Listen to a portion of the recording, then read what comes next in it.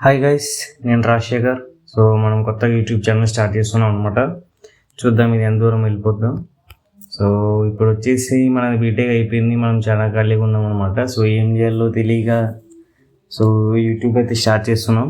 So మనకి ఇంట్రెస్టింగ్గా ఉండేది వచ్చేసి పాలిటిక్స్ అండ్ సో అట్లాంటి టాపిక్స్ అనమాట. సో దాంట్లోనే ఒకటి తీసుకుంటున్నా, అదే ఆర్ఎస్ఎస్ ఈ బీజేపీ పార్టీని ఎలా ఇన్ఫ్లుయెన్స్ చేస్తుందండి. సో ఎందుకంటే మీరు చూస్తూ ఉన్నట్లయితే ఒక లాస్ట్ 15 years 15 ఏళ్ళ నుంచి బీజేపీ చాలా స్ట్రాంగ్ అవుతుంది. సో ప్రతి ఒక్క స్టేట్లో గెలుస్తూ ప్రతి ఒక్క స్టేట్ని దాని కంట్రోల్లో తీసుకుంటూ బీజేపీ పార్టీ చాలా దాని ఇన్ఫ్లుయెన్స్ చాలా పెరిగిపోతుంది అనమాట. మన సౌత్లో తప్ప ఆల్మోస్ట్ నార్త్, ఈస్ట్, సో ప్రతి ఒక్క స్టేట్ ఇప్పుడు బీజేపీ కంట్రోల్లో ఉన్నాయి. సో రీసెంట్గానే వెస్ట్ బెంగాల్ని కూడా వాళ్ళు గెలిచడం జరిగింది. సో మీరు చూసినట్లయితే ఓన్లీ బీజేపీ ఒక్కటే అది సాధ్యం కాదు. గ్రౌండ్లో చాలా వర్క్ చేయాలి. సో అందరి దృష్టిలోకి తీసుకెళ్ళాలి. బీజేపీ యొక్క ఆబ్జెక్టివ్స్ ఏంది, బీజేపీ పవర్లోకి వస్తే ఏం చేస్తారు, ఇవన్నీ ప్రతి ఒక్కరికి తెలిసేలా చేయాలి. దానికోసం బీజేపీ పార్టీ కింద వర్క్ చేసేది ఎవరంటే ఆర్ఎస్ఎస్. సో మనందరికీ తెలుసు ఆర్ఎస్ఎస్ ఎంత కాంట్రవర్షియల్ టాపిక్ అనేది. సో ఆర్ఎస్ఎస్ ఫుల్ ఫామ్ వచ్చేసి రాష్ట్రీయ స్వయం సేవక్ సంఘ్. సో ఇది ఆల్మోస్ట్ 100 సంవత్సరాల క్రితం స్టార్ట్ అయిందన్నమాట. సో అప్పుడు మన ఇండియా అనేది బ్రిటిష్ వాళ్ళ చేతిలో ఉంది. సో మనందరికీ తెలిసిందే. సో అప్పుడు వచ్చేసి మన దేశంలో హిందూస్ అందరూ చాలా డివైడెడ్గా ఉన్నారనమాట. So caste, region, language, so వీటన్నిటిని చూసి ఒక డాక్టర్, అతని పేరు వచ్చేసి కేశవ్ బాలిక్రమ్. సో అతనికి కన్సర్న్ ఉండేది, మన హిందూస్ అందరూ ఇట్లా ఫ్రాగ్మెంటెడ్గా ఉంటే ఎప్పటికీ స్ట్రాంగ్ నేషన్ బిల్డ్ చేయలేం, అలాగే మనం ఫ్రీడమ్ ఫైట్లో కూడా వెనుకబడిపోతామని. సో అందుకని అతను ఏం చేశారంటే September 27, 1925 అప్పుడు దసరా అనమాట, మన హిందూ ఫెస్టివల్ మనందరికీ తెలిసిందే. సో అప్పుడు నాగ్పూర్లో రాష్ట్రీయ స్వయం సేవక్ సంఘ్ని అఫీషియల్గా స్టార్ట్ చేశారు. ఆర్ఎస్ఎస్ అంటే ఈజీగా చెప్పాలంటే ఒక నేషనల్ వాలంటీర్ ఆర్గనైజేషన్ అనమాట. సో ఇప్పుడు సింపుల్గా చెప్పాలంటే ఆర్ఎస్ఎస్ అనేది ఒక పొలిటికల్ పార్టీ కాదు, ఇది ఒక purely cultural and social organisation start అయింది. సో గోల్ ఏంటంటే మన హిందూ యూత్ని ఫిజికల్గా ఫిట్ చేయడం, మెంటల్లీ స్ట్రాంగ్ చేయడం, కల్చరల్లీ అవేర్ చేయడం, సో దేశం పట్ల ప్రేమ పెంచడం, ఇది ఒక క్యారెక్టర్ బిల్డింగ్ మూవ్మెంట్ అనమాట. సో అలా స్టార్ట్ అయింది ఆర్ఎస్. సో ఇప్పుడు ఆర్ఎస్ఎస్ యొక్క మోస్ట్ యూనిక్ ఇన్నోవేషన్ అని చెప్పాలి, అదే సక్షి సిస్టమ్. సక్షి అంటే ఒక లోకల్ బ్రాంచ్. ప్రతిరోజు 1 గంట పాటు physical exercise, Hindu traditions practice చేస్తారు, టీం వర్క్ నేర్చుకుంటారు.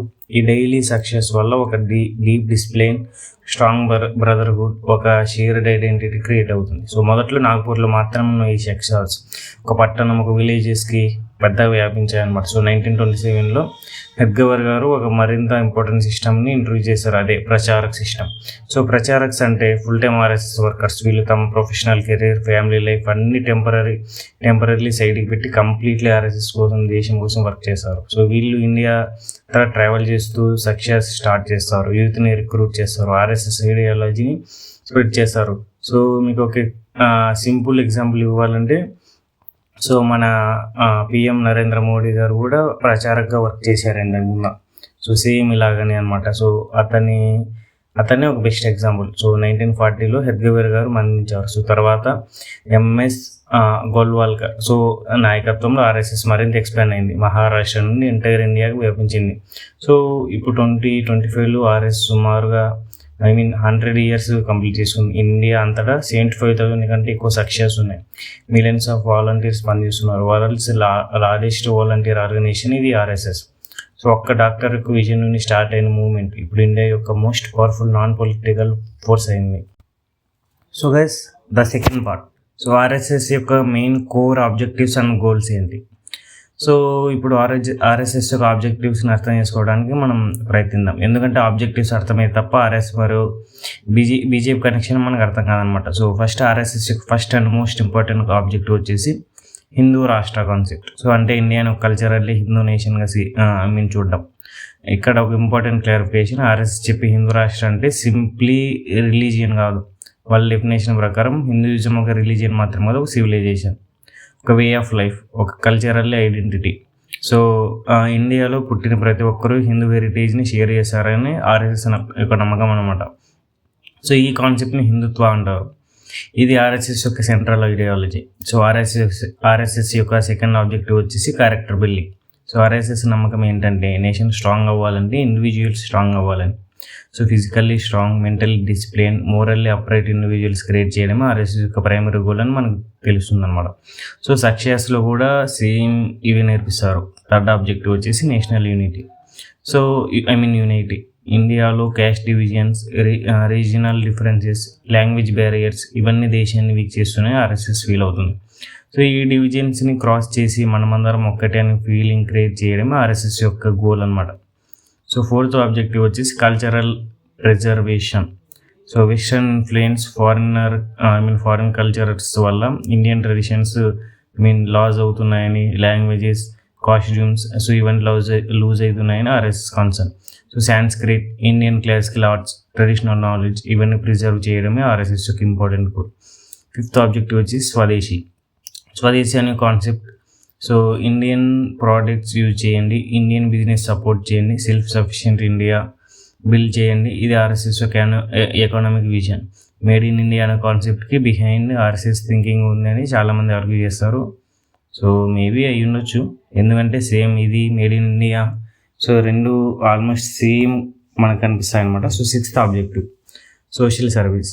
ఫ్లడ్స్, ఎర్త్క్వేక్స్, డిజాస్టర్స్ వచ్చినప్పుడు ఆర్ఎస్ఎస్ వాలంటీర్స్ ఫస్ట్గా రీచ్ అవుతారు. స్కూల్స్, హాస్పిటల్స్, ట్రైబల్ వెల్ఫేర్ ఇవన్నీ ఆర్ఎస్ఎస్ అఫిలియేటెడ్ ఆర్గనైజేషన్స్గా చేస్తారు. సో ఈ సోషల్ సర్వీస్ వర్క్ ఆర్ఎస్ఎస్కి grass roots good will create చేస్తుంది. సో ఈ ఆబ్జెక్టివ్స్ అన్ని కలిపి చూస్తే క్లియర్ పిక్చర్ వస్తుంది ఫ్రెండ్స్. సో ఆర్ఎస్ఎస్ పొలిటికల్లీ న్యూట్రల్గా చెప్పిన దాని ఆబ్జెక్టివ్స్ అన్ని పొలిటికల్ ఇంప్లికేషన్స్ కలిగి ఉన్నాయి. ఈ ఆబ్జెక్టివ్స్ ఇంప్లిమెంట్ చేయాలంటే పొలిటికల్ పవర్ అవసరం. అందుకే ఆర్ఎస్ఎస్ బీజేపీ కనెక్షన్ న్యాచురల్గా డెవలప్ అయింది. So guys, third part. So RSS బీజేపీని ఎలా తన కోర్ ఆబ్జెక్టివ్స్కి అలైన్ చేస్తుందని చూద్దాం. సో ఇది చాలా ఇంట్రెస్టింగ్ పార్ట్ అనమాట. సో ఇది ఇంపార్టెంట్ పార్ట్ కూడా. సో ఫస్ట్ బ్యాక్గ్రౌండ్ అర్థం చేసుకుందాం. సో బీజేపీ పుట్టిగా ఆర్ఎస్ఎస్ నుంచి జరిగిందని చెప్పుకోవచ్చు, ఎందుకంటే 1951లో భారతీయ జనసంఘ, తర్వాత 1980లో బీజేపీగా. సో ఇది ఆర్ఎస్ఎస్ యొక్క పొలిటికల్ ఆర్మ్గా డిజైన్ అయింది. ఫాదర్ సన్ రిలేషన్షిప్ లాంటిది అనమాట. సో ఫస్ట్ వే లీడర్స్ ద్వారా. సో బీజేపీలో టాప్ లీడర్షిప్ చాలామంది ఆర్ఎస్ఎస్ ప్రచారకగా జీవితం స్టార్ట్ చేసిన వాళ్ళే. మొదట అటల్ బిహారీ వాజ్పేయి గారు, నరేంద్ర మోడీ గారు, అమిత్ షా వీళ్ళందరి బ్యాక్గ్రౌండ్ ఆర్ఎస్ఎస్ ముడిపడింది. సో ఇప్పుడు చూడండి, ఒక పర్సన్ యంగ్ ఏజ్లో ఆర్ఎస్ఎస్ సక్సెస్లో ట్రైన్ అయ్యాడు, ఆర్ఎస్ఎస్ ఐడియాలజీ డీప్లీగా అబ్జర్వ్ చేసుకున్నాడు. తర్వాత బీజేపీ లీడర్ అయినప్పుడు న్యాచురల్లీ ఆ సేమ్ ఐడియాలజీ రిఫ్లెక్ట్ చేస్తారు. సో లీడర్ ఆర్ఎస్ఎస్ ప్రోడక్ట్ అయినప్పుడు లీడర్ ఇట్ సెల్ఫ్ ఒక అలైన్మెంట్ మెకానిజం అవుతాడు. So second way ideology transfer ద్వారా.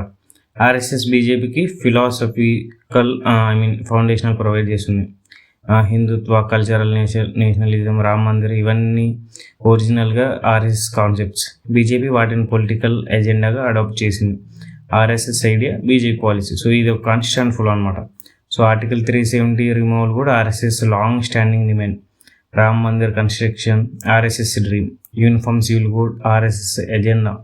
సో బీజేపీ పవర్లు వచ్చిన తర్వాత ఒక్కొక్కటి స్లోగా implement. So the third way వచ్చేసి రెగ్యులర్ కమ్యూనికేషన్ అనమాట. సో ఆర్ఎస్ఎస్ బీజేపీ మధ్య కోఆర్డినేషన్ మీటింగ్స్ రెగ్యులర్గా జరుగుతూ ఉంటాయి. ఆర్ఎస్ఎస్ సీనియర్ లీడర్స్ బీజేపీ లీడర్షిప్తో మీట్ అవుతూ ఉంటారు, డిస్కస్ చేస్తారు, డైరెక్షన్ ప్రొవైడ్ చేస్తారు. ఇవి పబ్లిక్ అనౌన్స్ అవ్వవు కానీ జరుగుతాయని వైడ్లీ రిపోర్టెడ్ ఉంది. సో ఈ meetings policies, priorities, messaging so ఇవన్నీ డిస్కస్ చేస్తారనమాట. సో నెక్స్ట్ వచ్చేసి fourth way Sangh Parivar. So RSS డైరెక్ట్గా బీజేపీని కంట్రోల్ చేయదు కానీ సంఘ్ పరివార్ త్రూ ఇండైరెక్ట్గా ఇన్ఫ్లుయెన్స్ చేస్తుంది. విహెచ్పి, బజరంగ్ దళ్, ఏబీవీపీ ఇవన్నీ ఆర్ఎస్ ఫ్యామిలీ ఆర్గనైజ్డ్. ఈ campaigns, movements public opinion shaping చేస్తాయి. సో బీజేపీకి పొలిటికల్ బ్యాక్గ్రౌండ్ ప్రిపేర్ చేస్తాయి. Ram Mandir campaign VHP start చేసింది, బీజేపీ పొలిటికల్గా యూజ్ చేసింది. ఇది క్లాసిక్ ఎగ్జాంపుల్. సో ఫిఫ్త్ వే అకౌంటబిలిటీ ద్వారా.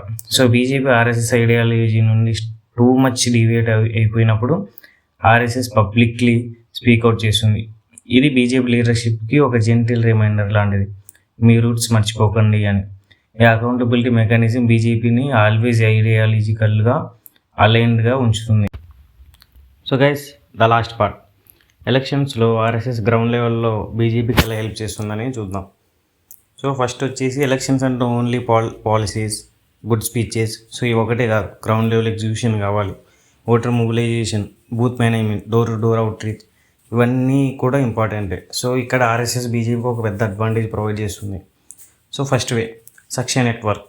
ఇండియాలో మోర్ దెన్ 75,000 సక్షయాస్ ఉన్నాయని చెప్పాను కదా.